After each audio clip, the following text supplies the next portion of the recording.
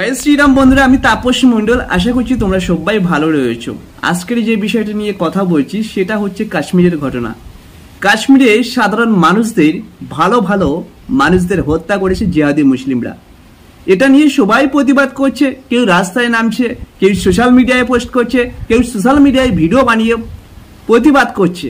কারণ আমাদের ভারতীয় নাগরিক একজন সনাতনী হিন্দুর খতম করেছে মাওবাদীরা, অর্থাৎ মার্ডার করেছে। এবার এই বিষয়ে একটি মেয়ে কাশ্মীরের ঘটনা নিয়ে ভিডিও পোস্ট করেছিল অশোকনগরের মধ্যে। সেই মেয়েটাকে হুমকিও দিয়েছে প্রশাসন, যেমন হুমকি দিয়েছে তেমনি যারা জিহাদি পশ্চিমবঙ্গের মধ্যে তারাও কিন্তু হুমকি দিয়েছিল। মেয়েটাকে ভয় দেখিয়েছিল এবং প্রশাসন পরবর্তীকালে এসে বলে ভিডিওটা ডিলিট করে দাও, ভিডিওটা তুলে নাও। তো মেয়েটা রাজি হয়নি, তো ভিডিওটা তিনি কিন্তু রেখেই দিয়েছে। তো শুনুন এই ভিডিওটা। পুলিশ এসেছিল হচ্ছে কি 8 জন মতো, 8 জন অশোকনগর থানার পুলিশ, হ্যাঁ বড়বাবু এসেছিলেন।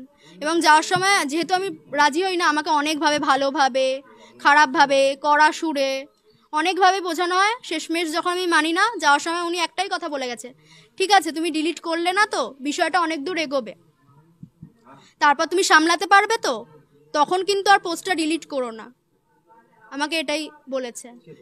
এটা হচ্ছে গিয়ে আমাদের অশোকনগর থানার বড়বাবু। পোস্ট আমি আর্চিভ করে দিয়েছি, ডিলিট করিনি, আমি আর্চিভ করা। ওই যে তারপর তো আমার মা বাবা শুরু করেছিল যে ওরা বাঁচতে দেবে না, আমাদের ঠিক মতো এখানে থাকতে দেবে না, তুই ডিলিট কর, বাঁচতে গেলে ডিলিট কর, নাহলে মেরে ফেলবে, নাহলে কোনো ক্ষতি করে দেবে, নাহলে কোনো মিথ্যে অপবাদ দিয়ে আমাদের জেলে ঢুকিয়ে দেবে।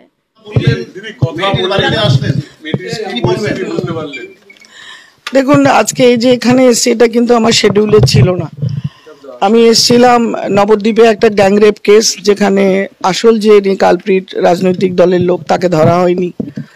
আরেকটি কেস রানাঘাটে, তারও সেখানেও সঠিক বিচার পায়নি। আর এই যে দিকে দিকে মেয়েদের উপর rape, attempt to rape, acid attack বা এদের ভয় দেখানো ধমকানো, যেগুলো মেয়েদের উপর চলছে পশ্চিমবঙ্গে।